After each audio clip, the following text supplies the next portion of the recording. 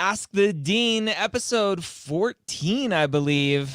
We are live, not just in our Mapped members group, but also live out to the rest of the world on YouTube and our Mapped Facebook group. Hello, Dr. Scott Wright. Hello, how's it going? It's going. It's a Good fun day. afternoon. Yeah, Mapped it is a is fun day. live as a public beta with Yep. my co-founder here, Rachel Grubbs. How are you? Hello, hello. I'm well. I'm glad you are well. It's been a little bit of a crazy day, starting early at 7 Pacific, pushing Mapped out live to the world, and then seeing nothing crash and burn, which is good. It's always a good thing. Right? Lots of testing. So ask the Dean if you have not watched us, listened to us before. It's a Q&A episode, that Q&A series that relies on you asking questions, and then Dr. Scott Wright, myself, and Rachel will chime in often with a lot of MCAT responses. She's the MCAT expert. We're here to answer your questions. So let's go ahead and start off with our first question. Woohoo. Our first question here. Hello, everyone. Do medical school... multiple questions. Oh, my. Do medical school admissions committees put more weight on undergraduate GPA than master's, even though the major for both levels of study is sciences? Majority, I'm assuming that's what that meant. 2, and then do they put more weight on undergraduate GPA than MCAT score? Thank you in advance. I like these questions, Scott, because it helps really hopefully clarify the one size does not fit all model. Right. What are your thoughts here? Yeah, so let me just kind of back up a little bit and really give you a sense of what, and I'm gonna really refer more to the second question first. Mm-hmm. And that is the undergraduate GPA, while it is a number, just like the MCAT score is a number, it tells admissions committees a different thing. It gives them information about a different aspect of an applicant. So the undergraduate GPA addresses the long haul. It addresses focus in the classroom, ability to work hard, persevere, study hard over a long period of time. It addresses the work ethic of an applicant, really. While the MCAT score really addresses a one-time shot kind of thing, a one-time sort of issue of, I was able to sit and take this exam. Yes, there's a lot of preparation before that, but so it really addresses a much different aspect of the applicant than a GPA does. And so in answer to the number 2 question, I would say no, that there's not one that is weighted more than the other necessarily at all. It's a combination of the two that gives the admissions committee a sense of who is this applicant academically, cognitively, how are they at high stakes testing. Obviously, in most of these students' lives, their MCAT experience is going to be the highest stakes testing experience that they've ever had in their entire life. Yeah. That will increase as they get to medical school and do licensure exams and things like that. But so it addresses 2 different things. And so I don't think that one is necessarily weighted more than the other. We get this question often, does one offset the other? Mm-hmm. If I have a low GPA and a high MCAT score, will one offset the other? It doesn't really work that way at all. Yeah. More to the issue of the first question, I think that depends on the institution. And I would not say that one is weighted greater than the other. So for example, if you have a student who, which is not unusual with non-traditional students or post-bac students, where you have a student who did not do extraordinarily well in their undergraduate experience, and then they go to a master's program and take it. Maybe it's in the same field, maybe it's more general biomedical sciences type field, like many of the post-bac programs are, and they do really well. Some medical schools will look at that and say, well, this shows that they can do the work. There are other medical schools which will acknowledge that graduate school is different than undergraduate school. The grading is different. So, for example, you don't make a lot of C's in graduate school, because if you do, you're out. You get kicked out. A couple of C's, you're on really thin ice. Whereas undergraduate programs are. So I think the schools that do look at that as different, the master's program or the graduate GPA is different, are making that differentiation. They're saying, well, these are really two different things. It's not to say that they don't look at the graduate GPA and acknowledge it and also use it in their determination, but it could be that they do not think as highly of it. But other schools will do that and will say, here's a student that was able to get their stuff together and do well in a master's program, and in the sciences in particular is a strong indication that they can do the work. So, what are your thoughts, Ryan? Yeah, I think, again, responding to answer one here, the admissions committee is putting more weight on undergraduate than masters. I think the feedback that I've gotten from students, right, and obviously that's the majority of my experience is just listening to students. The majority of the feedback is it seems like most medical schools are relying on undergraduate GPA as a filter of your abilities. And that's not to say I've had some amazing guests on the Premed Years who really, really struggled in undergrad. And then for financial reasons, right? Because a lot of postbacks, you can't get financial assistance for postbacks, but you can get financial assistance for master's programs. And so they go that route because that's the only way they can.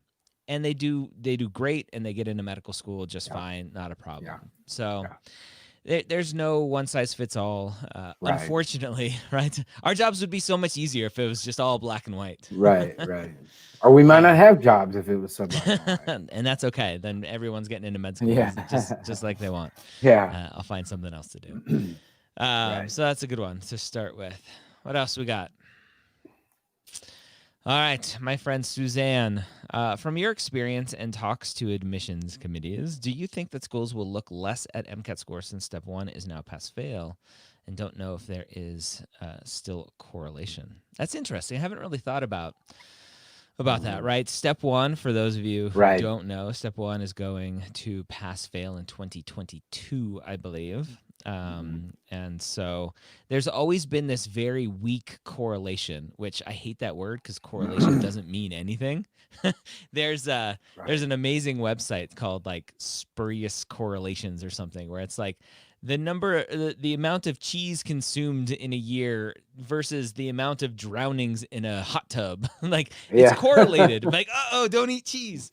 So there's a very weak correlation between MCAT and step 1. Obviously, right, just logically thinking, good test takers are good test takers. That doesn't go away from step 1 to MCAT, et cetera, et cetera. So this change happened, I think, right around the time that you were leaving TMDSAS. What are your thoughts with this? Yeah, I think that I don't think that medical schools are going to look less, excuse me, at the MCAT score because of this. There is also, albeit somewhat weak, there is a correlation between MCAT score and the basic sciences in medical school. But even more than that, I think what the MCAT does represent is the same thing for everyone.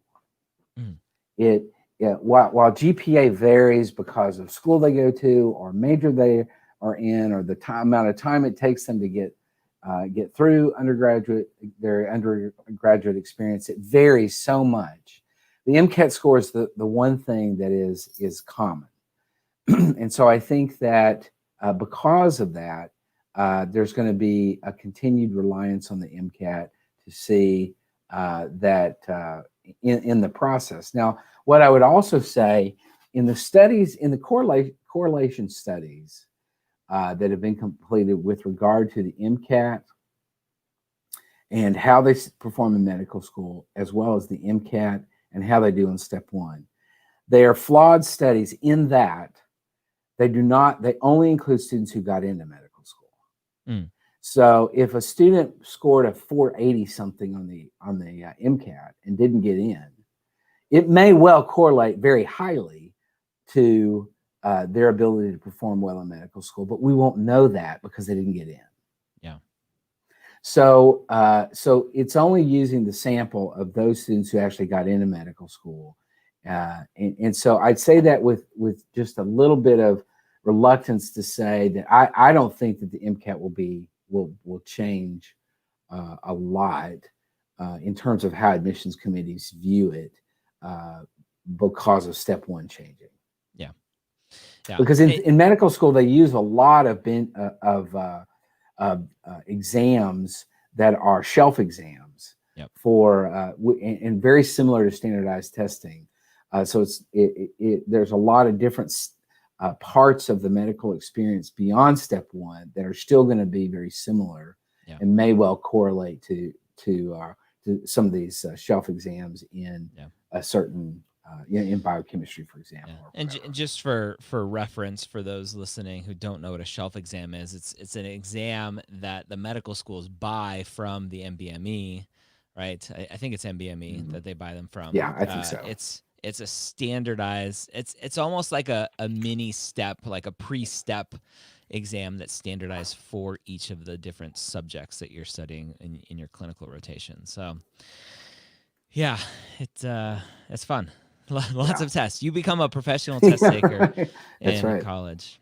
Hopefully, my hope is that there are more ways to review an MCAT score after this pandemic that schools will now allow, because they see the differences, they see the challenges, they recognize it a lot more. So hopefully we'll see. Agreed. And we'll have more data, right? Talking about the data, we're going to have data of a good percentage of students who are going to get admitted to medical school without having taken the MCAT, more than the kind of early assurance kind of pathways that have always been there, right? And I don't know if there's any data, any studies looking at those students and how they do, but obviously, again, those are really stellar students for getting admitted early. So we'll see. We'll see. Hopefully some changes, because the MCAT is a beast. Yeah, it is. All right. Out of curiosity, I'd like to ask Dr. Wright. All right, this one's for you. Can you give us any insight into what happens when the admissions committee meets? Oh, it's a pillow fight, right? How much discussion is there?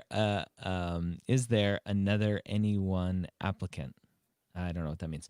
Does a member that interviewed someone ever get really excited to tell people about that applicant, et cetera? So give us some behind the scenes. Yeah, this is a really good question. And I think it addresses the applicant's interest in knowing more about the mystery of what happens when I submit my application. It goes into this big black box. I have no clue what's going on inside that big black box. And it drives me crazy. And that's the part that I think is really hard for applicants to sort of deal with, and it's just such a mystery. And so I think this question it really addresses that. And I think obviously we say this over and over and over again, but it's going to vary a lot by medical schools in terms of how they do their process, what the composition of their admissions committee is, who's on it, how many people are on it, what those people do in terms of their experience on the committee. So it's going to vary a lot. I think in general, admissions committees are typically faculty members. They can be non-science. They can be clinical faculty members. They can be basic science faculty members. Most schools like to have a mixture of those people, particularly people who have a lot of student contact, directors of courses, people that actually teach in the courses with the students. also clinical faculty who have a lot of responsibility with with the students in the course of their duties. And so there's going to be a variety of different kinds of people. On occasion, there will be community physicians who are perhaps alumni of the institution. And there are sometimes students. There can be fourth-year medical students, for example, who are on the committee. My experience has typically been that students that are on the committee do not have voting privileges because they're not faculty, and the licensure, the accreditation is very clear about it as the faculty's responsibility to choose the students in the admissions process. So if there are students on the admissions committee, they would be non-voting members, and they would be there to participate. But ultimately, when it comes down to a vote, they don't have a chore there. Different medical schools will do it differently in terms of how many. At UT Southwestern, where I was, we had a small committee of about 10 members. They generally did not interview students themselves. They were seasoned professionals in terms of the admissions process. They had been interviewers for many years, but they were brought together and the reason for that was to remove bias. Was to remove, well, I interviewed this student, and I'm going to really be an advocate for this student. And what we wanted was to have an unbiased group of people who are looking at everyone and sort of making decisions based on that experience. But different committees are different. Sometimes committees are very large. There might be 40 or 50 faculty members on an admissions committee. You may not have all 40 or 50 in the same room at the same time, or quite rarely would. But they are going to talk about the applicant. Typically, they're going to have either, in the old days, we would project on the screen in the room the information about the student. Often their picture was there. Sometimes medical schools don't have their picture there and are relying just on the information about MCAT score, GPA, trends, their sort of a synopsis of the letters of recommendation, their interview results, if they're quantitative, but also the actual written documentation, the narrative of the interview results, just everything possible. These days, it's more likely that the admissions committees would be in a room where there would be a lot of laptops and they would be viewing this stuff online. And then they're going to talk about the applicant, and they're going to talk about each applicant, and how long they talk about each applicant will vary. With an applicant that's very straightforward, it might be very limited amount of discussion. With an applicant that has a much more complicated application, perhaps they were a post-bac student in second career and had not done well in their original undergraduate and had come back, or maybe it's a student who had taken the MCAT 4 times and finally, really did okay. So it could vary. So if you can imagine schools that get, let's say 10,000 applications, let's say they interviewed 1,200 students. That's still a whole lot of students that they're interviewing. And in a given admissions committee meeting, they might be there for 2 or 3 hours at the meeting. And they're trying to get through 100 or more applicants in those 2 or 3 hours. So you can imagine that some of the applications might only get a very short discussion, maybe a few minutes, whereas other applications might get more extensive review and richer discussion with regard to their fit for the institution or their ability to do well in medicine, et cetera, whatever.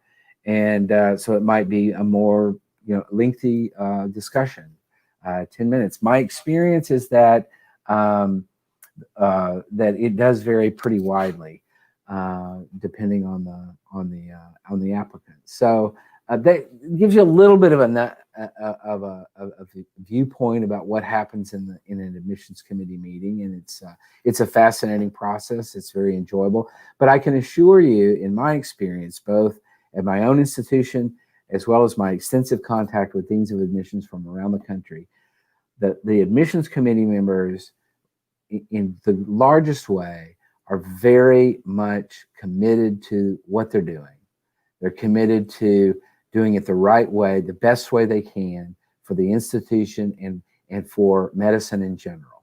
And so they take it very seriously, and they put their heart and soul into it. It's one of the most important committees at a medical school. Being on the admissions committee is an honor, and it is a huge commitment of time and effort. And in my experience, I never had anybody on the committee that wasn't fully committed to what they were doing. And so you can rest assured that they're really putting a lot of their soul into what they're doing. A committed committee. That's what we need. Yeah, absolutely. Good. Absolutely. Nice little behind the scenes. It's funny. When we were in, I think it was when we were in Toronto together speaking at that admissions conference, I had told you it'd be really cool at the meetings that TMDSAS had for the medical schools every year. I forget what you called them. You had a special name for them, but it would be cool to have packets of applications and give the same application to all the different schools, and I would come down and record that as content to really get a good insight into how everyone thinks about the same type of applicant. We've done that before at the advisor conference in Texas, as well as I did it when I was associate dean at UT Dallas, the undergrad campus. We did that to give the students that very kind of, or the advisors, that very kind of sense of what is this like, and how different people can interpret the same application in very different ways. So it is a fascinating experience. Absolutely.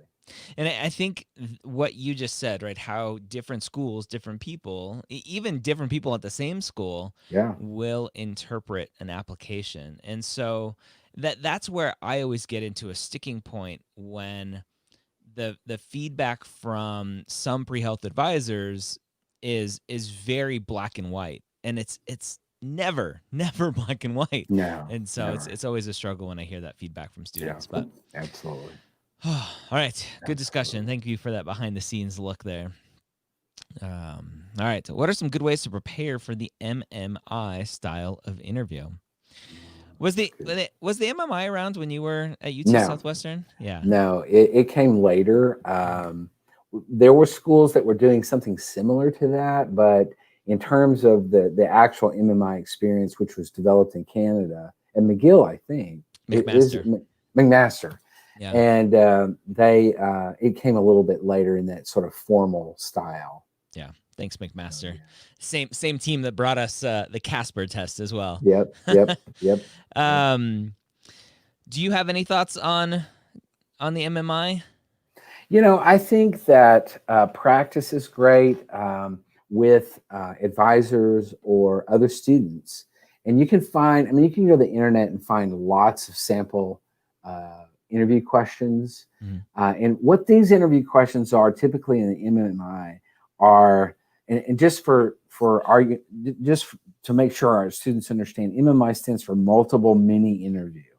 And so typically you're going to have 6 to 8 or so stations, and you're going to go to one station and you're going to have a few minutes, maybe 1 minute, to read the scenario, whatever it is. And then you go into the room and you're going to respond. You're going to have about 5 minutes or so, maybe a little bit more, to respond to the interviewer with regard to this scenario. It could be an ethical scenario. It could be interpersonal skills type scenario where they're looking for different things. And then you go to the next station. And it's kind of a round robin sort of thing. And so I think, schools that are doing it well in terms of advising will help students and set up something similar to this and help them run through it. But even if your school doesn't have anything like that, or if you don't have an advisor, I think getting friends together finding sample interview questions on the internet, and then trying it out and doing it is a very good way of getting your mind quick enough to think about what is this, and also not getting so stuck in the mode of there's a right answer and then there's a wrong answer. That's not necessarily what they're looking for. Now, yes, there are wrong answers. You could go in there and be super bizarre and stuff. That would not be good. But it's not necessarily a black and white kind of, oh, they answered it right or they answered it wrong. So, yeah, most MMI scenarios have a rubric associated with them where the interviewer is scoring you. Did you cover this? Did you cover that? Not did you specifically say X, Y, and Z? I like to tell students the MMI should be fun. And I've gotten messages from students. They're like, "Oh my God, Dr. Gray, that I had a blast. Thank you for letting me know that it was okay to have fun with this." Yeah. If you treat the MMI like real life, then usually I see students do better. Meaning, go in and have a conversation, right? If you're sitting down for dinner and your friend across from you goes, "Oh man, did you see in the news XYZ?" Right? Some sort of moral, ethical thing, right? Did you see in the news? You have a conversation about that. That's all the MMI is. And the interviewer is just listening to you. And usually there's a little bit of back and forth. Sometimes there's not. And the more that you can just understand that the goal is to have that conversation for the interviewer to understand your thought process on why you're saying the things you're saying, and really just enjoy yourself, the better you will be. That's great advice. The goal with both, and I always have to say this, the goal with both the normal traditional interview, one-on-one interview, and the MMI with your preparation is not to be prepared for every single question that could come your way. Right. In my interview book, I have a list of like 600 questions. I didn't want to put a list of questions in my book because students will go question by question. Do I have an answer for this? Okay, what's my answer? They'll script out their answers for every single question. Right. The goal of preparing for the interviews is to understand that you can answer anything that comes your way in the blink of an eye. Our brains are powerful supercomputers. We can figure it out. So just know that you can get where you need to go. So, with that said, there you go. That's a good book right there. I've seen that one. There it is. The Premed Playbook Guide to the Medical School Interview. That's it right there. Yeah. Need to get one of those, and lots of good stuff in here. All right, next question. I do have an MMI book actually that is halfway done, or not. It's about a tenth of the way done actually. All right.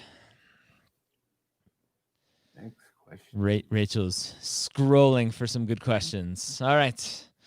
What should be done if you already submitted your application with your estimated volunteer hours but are not able to reach those hours now due to COVID?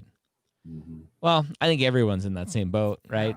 Yeah. Applications didn't go in until after COVID. So I think medical schools understand that the estimated hours for most students are going to be out of whack. And just for clarification, I believe TMDSAS does not allow for estimated hours, but you can put the extra timeline, but not estimated hours. Is that correct? Right. And you can also at TMDSAS at the Texas service. Oh, you can put future activities. Yeah, you can. And you can also update that. That's right. You can send an update to TMDSAS and say, hey, I thought I was going to do this, but because of whatever, I couldn't do that. So instead I'm doing this or whatever. And we'll send it out to the schools. Yeah. So TMDSAS is flexible. TMDSAS, the more that I learn, is just it's the best application service. So awesome. And the first. Yes. 1969. Yes. A COMIS is the one that I'm pretty sure you can't update hours. Like you can't estimate hours. You can put the time stopping, like the stop date in the future, but you can't estimate hours. AMCAS, they tell you to estimate hours. So every application service is a little bit different. But just understand that schools know and they understand, and that's just It is what it is. Is virtual shadowing accepted as shadowing hours? I only have 6 hours of in-person shadowing with cardiologists as part of a summer internship. I apply next cycle. All right. So the good thing going is next cycle. All right. So we got some time. Yeah. This is obviously something we've been talking a lot about with COVID and quarantine and staying home and everything else. The shadowing, volunteer, everything's just kind of stopped. And so, virtual shadowing is better than nothing. Yeah, that's right. Definitely, you got to do what you can do, and that's all you can do. Yeah. So the general advice that we've been giving is put it on your application and let the medical schools decide what they want to do with it. Yep, exactly.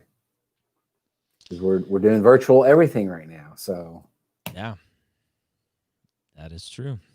Do you think it is a good idea to apply this cycle without an MCAT to schools that made the MCAT optional? My community college GPA is 3.87, undergraduate or university GPA 3.75.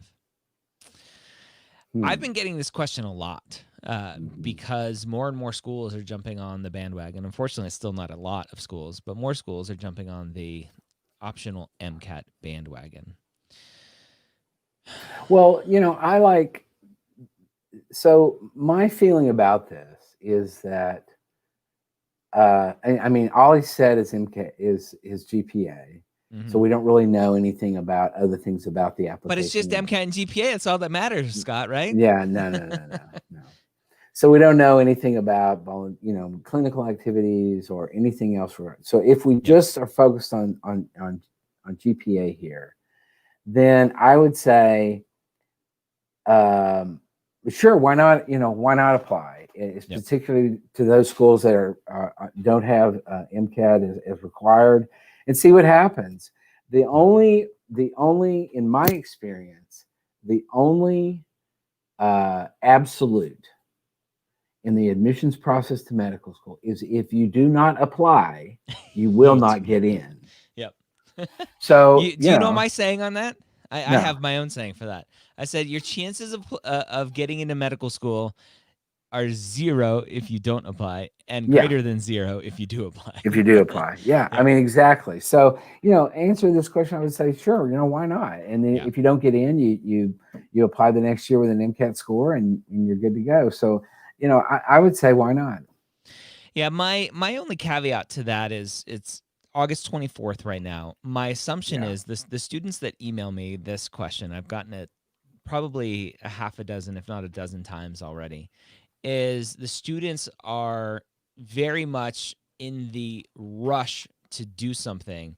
They haven't done their personal statement. They haven't written any of their extracurriculars. They haven't prepared anything for their application. And so my fear is that they're going to rush that side of it. They're not going to put together a good application, a good story of who they are. They have to rush and get letters of recommendations from people in a time crunch. And usually that just ends badly. Like, take your time. It's a long process. Take your time and apply next year's is usually my advice. Unless you have it all ready to go and you were just sitting on an application, which most people aren't doing that. But Ooh, all right, rocking and rolling. Good question this week.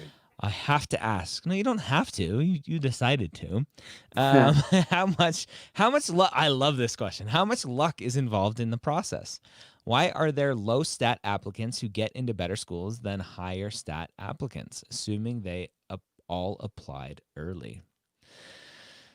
I love this question because I go onto Student Doctor Network and Reddit, and they're all like, "Oh, it's just a crapshoot. It's just all luck." And I'm like, no.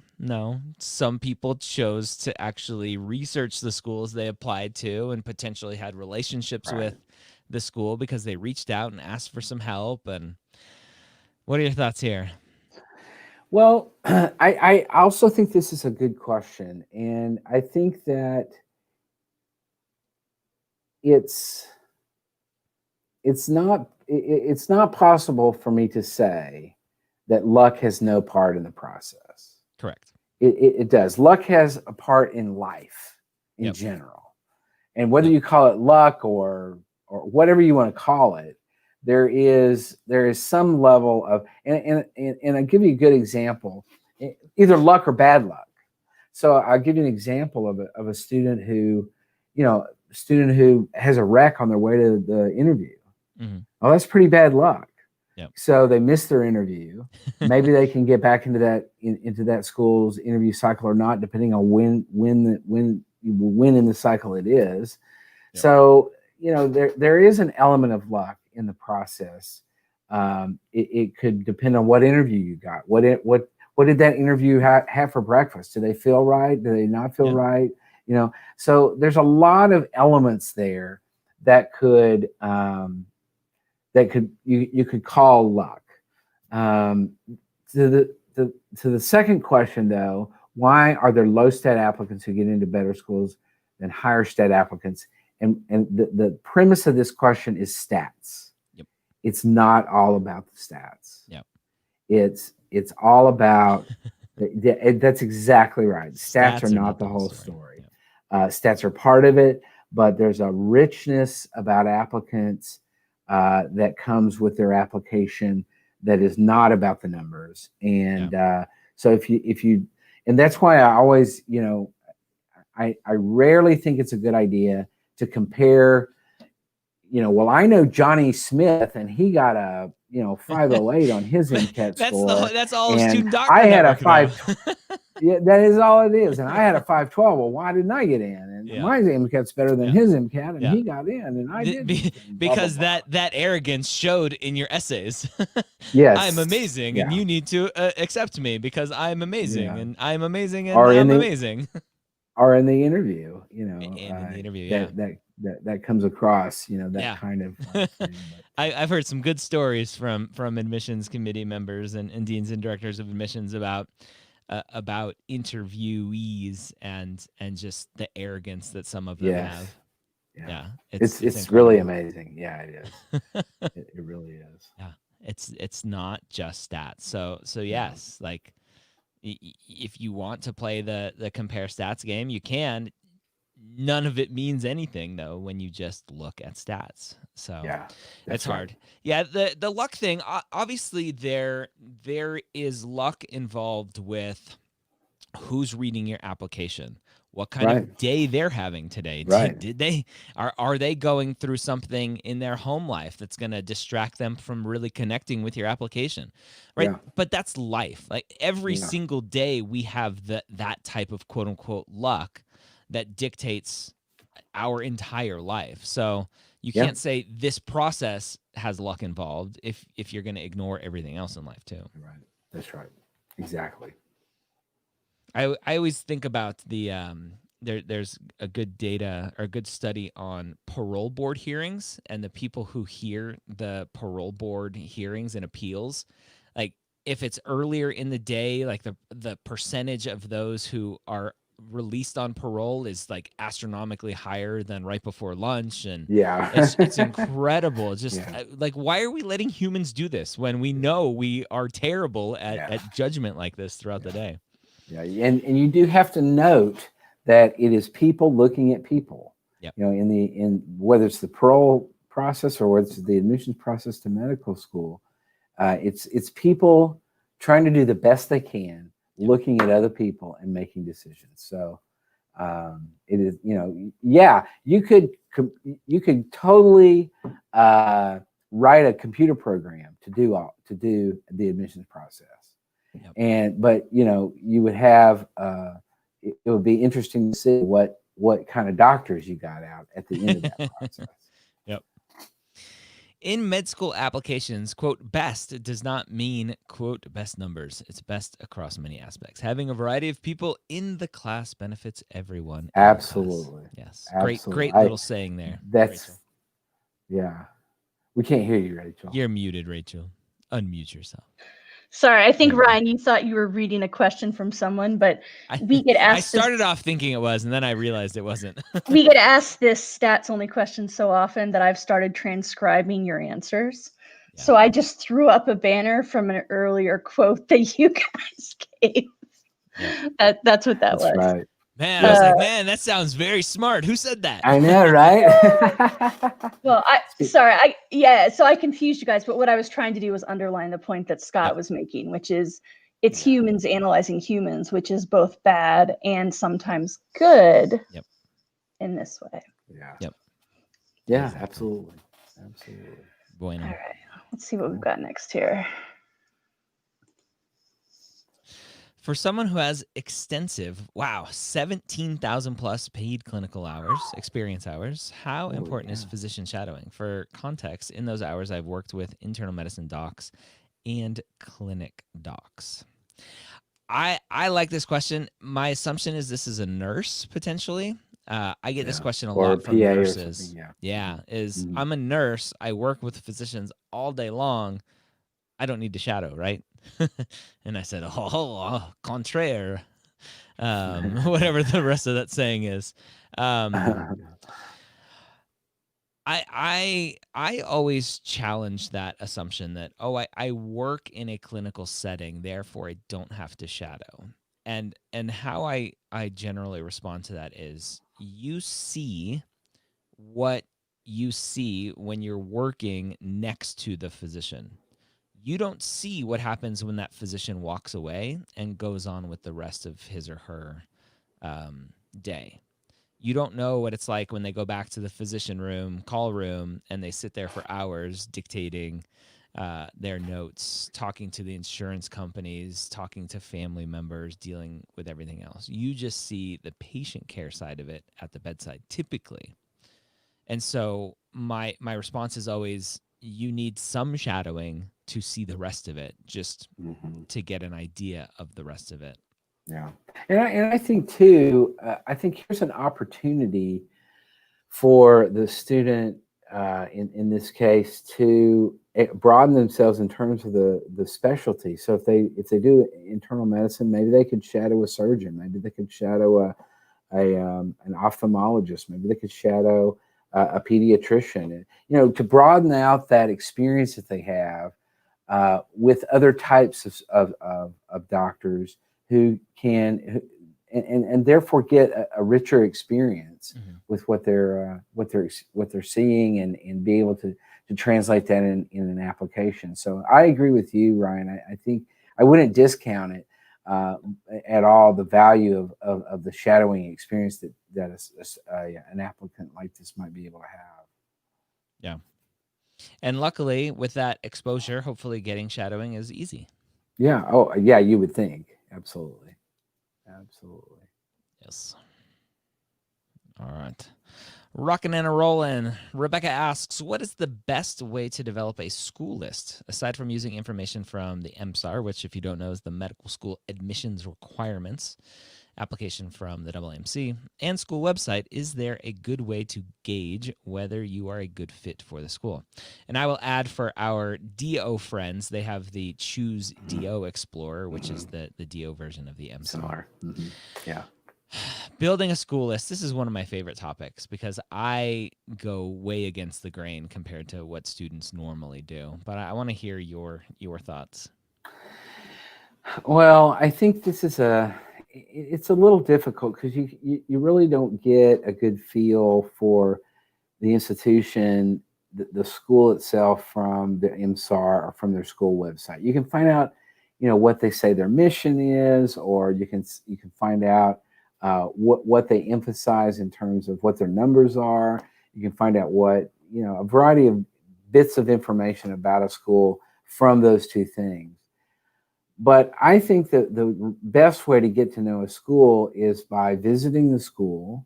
Number one is going there and seeing what it's like. How do I feel when I walk on this campus? Do I like the surrounding area? Do I like the city it's in? Do I like how it feels when I'm there? Very intuitive sort of idea of what does this feel like? And then talking to students who actually go to that school. And say, what do you think? What do you like? What do you not like? This is the value of the interview experience. And obviously you can't get that when you're on the applicant side of things. But if it's possible, now medical schools are very different from undergraduate institutions. They don't have tour guides typically where you can set up a tour and go. And, I suppose some medical schools do, but generally no. If you call them up and say, hey, I want to come tour your school, they're going to say, well, sorry. We have an open house in 6 months, potentially. You can come then.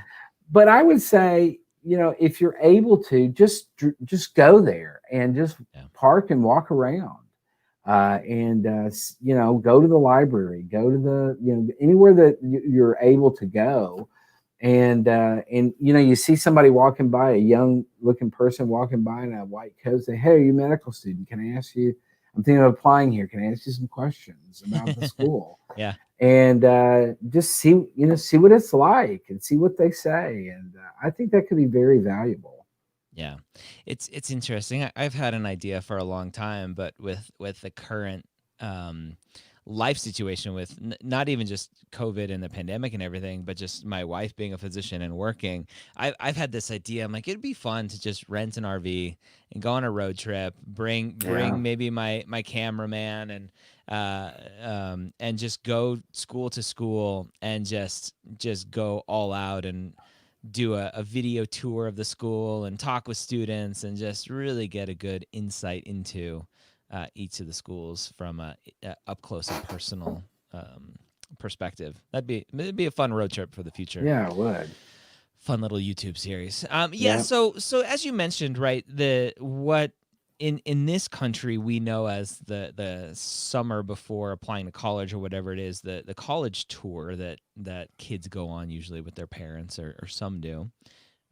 It's not a thing for medical schools. So you usually don't go on a tour of a medical school until you are actually invited for an interview. And obviously now with the pandemic, that's not happening. And I've talked to students, right, have their school list, and they've said that my top choice school dropped to the bottom when I was on campus. I just didn't like the campus. I didn't like the vibe. I didn't like the culture that I saw, and I dropped it. And the one that I didn't think was going to be a winner moved up to the top because it was amazing. Yeah. And it's just it's hard to do that if you don't go to the campus. So the things that I generally recommend are use social media. Check out the medical school's YouTube channel.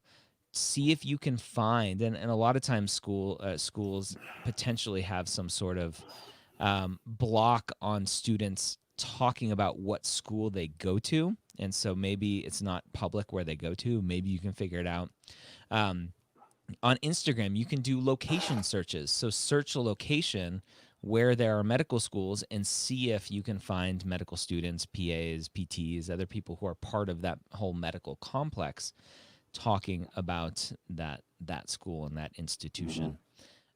So all of social media, look on Student Doctor Network, look on Reddit. A lot of times they have individual threads for different schools. Ask questions there. Really just do your research.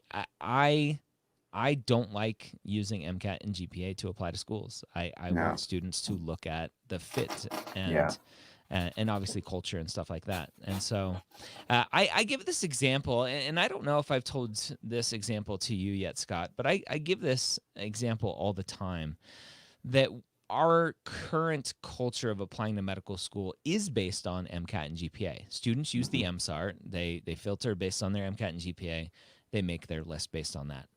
And I translate that to students. I said, if students are only applying based on MCAT and GPA, then the medical schools can only accept based on MCAT and GPA.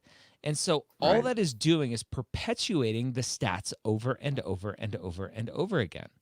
And if you are below the 10th percentile for MCAT or GPA or whatever it is, and you go, oh, I can't get in there, then you're not allowing the medical school to tell you no. You're telling yourself no. And yes, obviously, we talked about it earlier, applying to medical school is expensive and costs money, and the more schools you apply to, it's harder. I get those arguments, but really, really, really do more research into schools other than MCAT and GPA. And then if you need to narrow down by MCAT and GPA, go right ahead, but do that last. Exactly. All right, that's my med school rant. All right, another great saying here that has been up there already.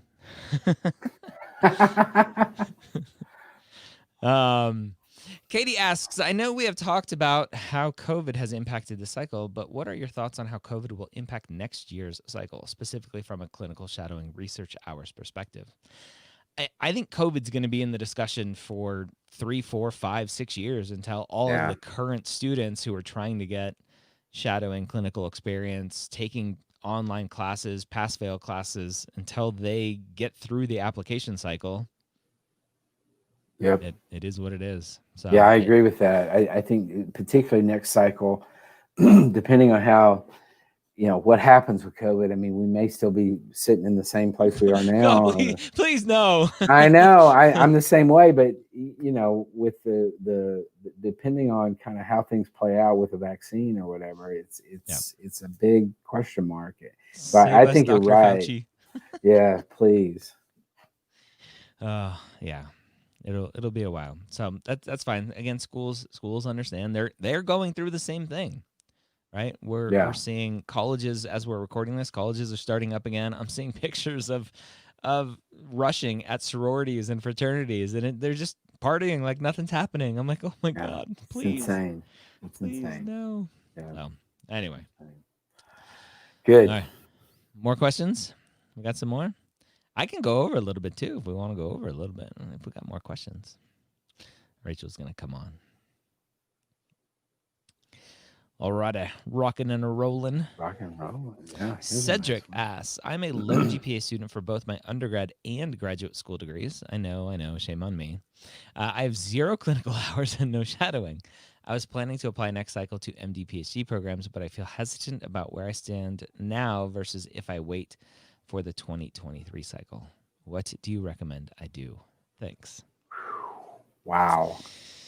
Well, kudos to you for being up front. Yeah. Wow. This is a good. Am I ready? No, no, you're not. You're not ready, right? Yeah. So I always go back to, why are you applying to medical school? Yeah. If you have 0 clinical hours and no shadowing, how do you know you want to be a doctor? Why are you doing this? And then I go even further to go MD PhD. Well, why are you applying to MD PhD programs? I hope without any clinical or shadowing, you have a ton of research to show that you're interested in research. If that's not the case, then maybe he's just trolling us, but I don't know.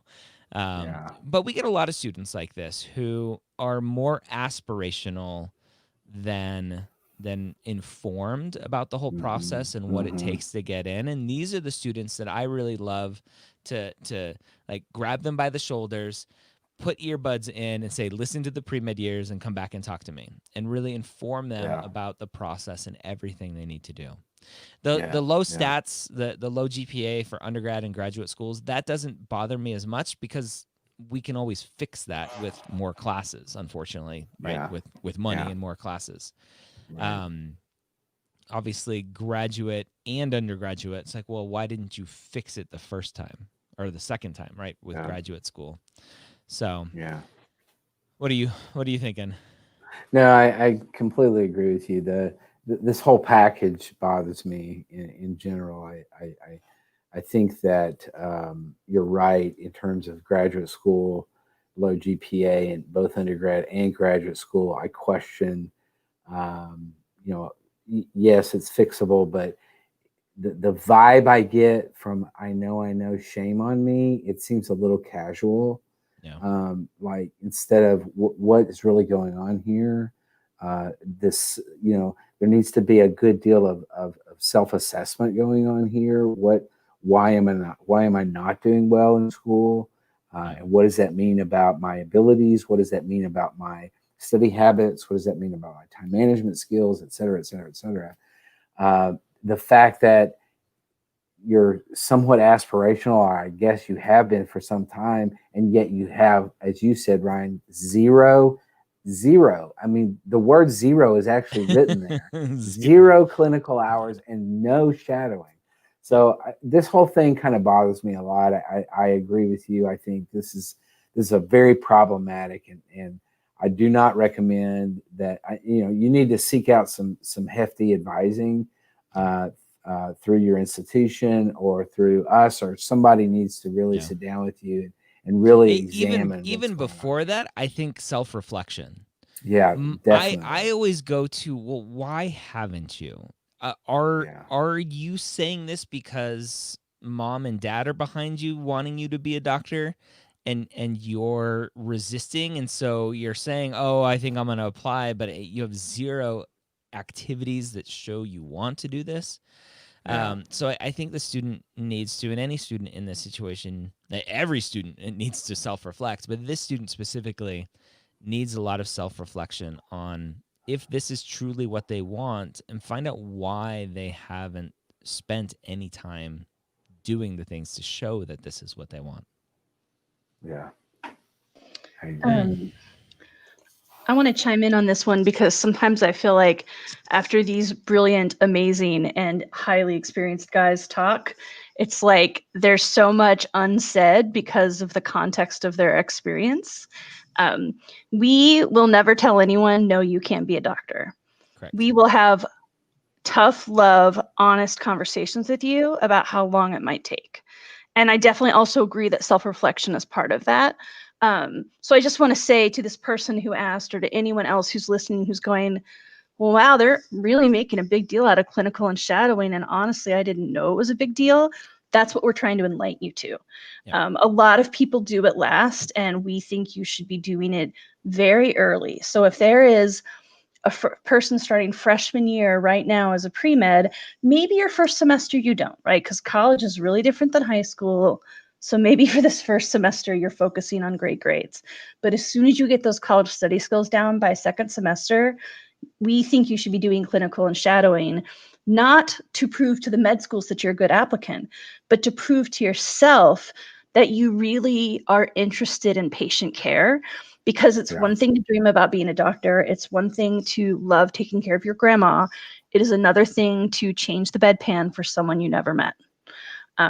So that's the point of this message here, is like, again, not to shame anyone, but just to say, we're trying to help you reassess your priorities. Yep. No shaming at all. Yeah, you never know until you're in the operating room scooping poop out of a rectum. I've been there, done that. Like, you have to know you love it to really get in there. Oh man, I'll never forget that patient. It's okay. So it's 1 after the hour. You have time to run a little bit longer. We've got time for maybe 1 or 2 more. I do. Scott, you good? Yeah. All right, let's go. We've got another mini Am I Ready? All right. I love these. Immigrant D1 student athlete, biochem major, 3-1 master's or grade enhancement program. All right. So undergraduate biochem 3.1. They're asking master's or grad enhancement post-bac program. We talked a little bit earlier about master's versus undergraduate and how med schools view each potentially. Yeah. Does immigrant D1 student athlete, can we throw that out? Could this answer be for any biochem major or any major with a 3.1 GPA? Yeah, I think so. Certainly immigrant doesn't really affect me much. A student athlete is particularly a Division I school. I think that does have an impact on a GPA. With the amount of time that they have to commit to their they're sport. Athlete students, not student athletes. Yeah, exactly. And so I think that is relevant. But I don't. This is a good question. I think that you could go either direction with this. I think the safer direction, in my view, would be the grade enhancement program. Really going to a post-bac program that focuses in on grade enhancement and really addresses some of the lackings of your undergraduate record thus far.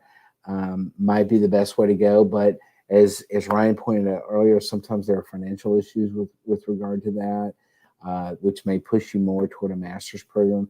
And there are great master's programs out there for post-bac students that can be very helpful in this regard. So I think it's a little bit difficult to judge based on just the limited amount of information that we have here.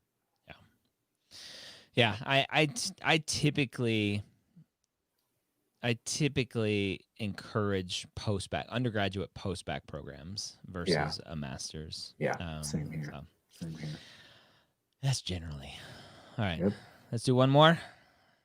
One more. Let's see what we got.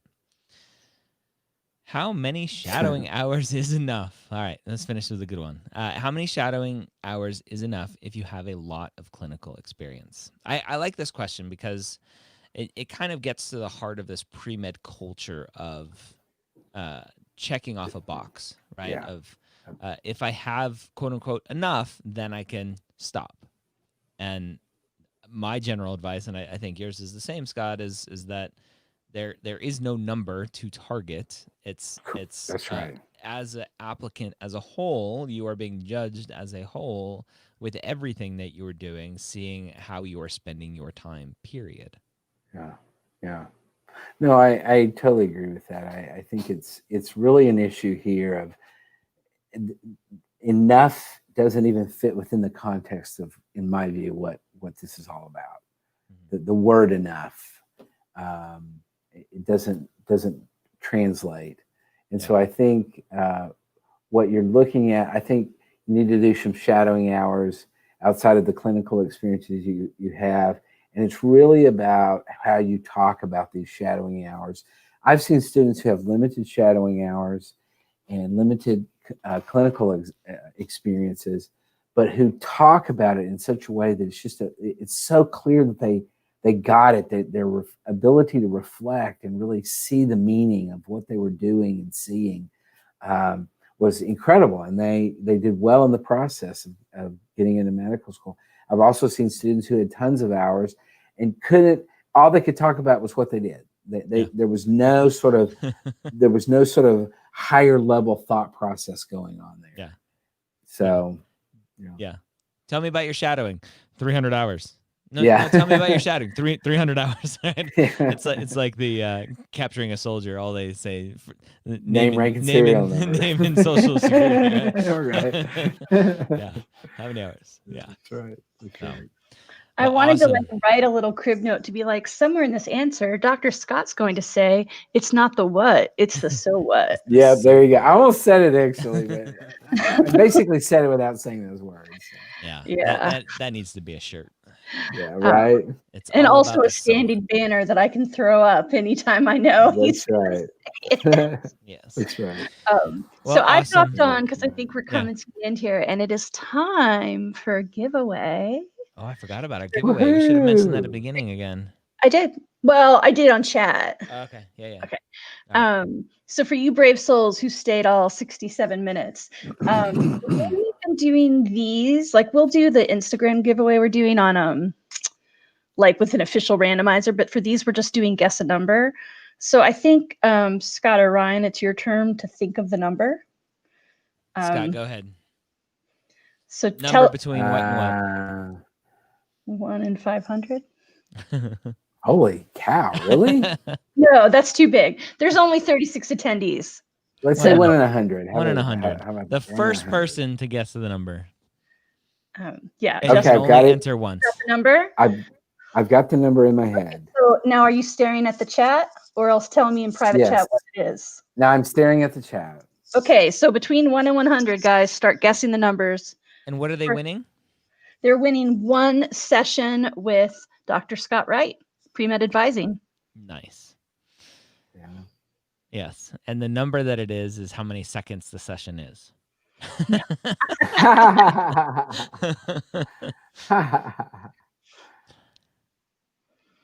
Nobody yet. And they have to be exact, right? I think it's the first closest without going over, I think is the way we said it. Yeah, let's get through the first round and let's see. Yeah. They're coming thick and fast. You seen all this? Yeah, they are. They are. I love it. Row. I win. It's like pie. Like there's a number that's me. I love it. I love it. I haven't seen it yet. All right. 1 more minute and then we'll pick the closest two.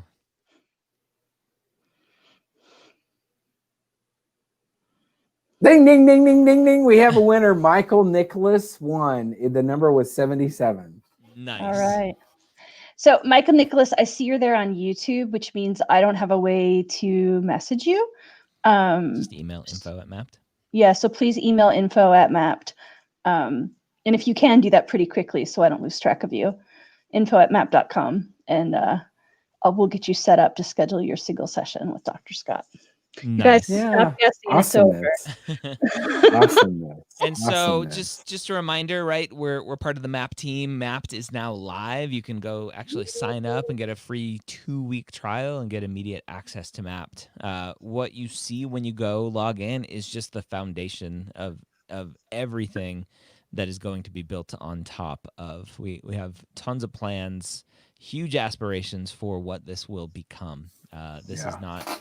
I think a lot of people think Mapped is Mapped and it's not changing from what we have now, but this is just the beginning, and we just wanted to get it into everyone's hands earlier rather than later.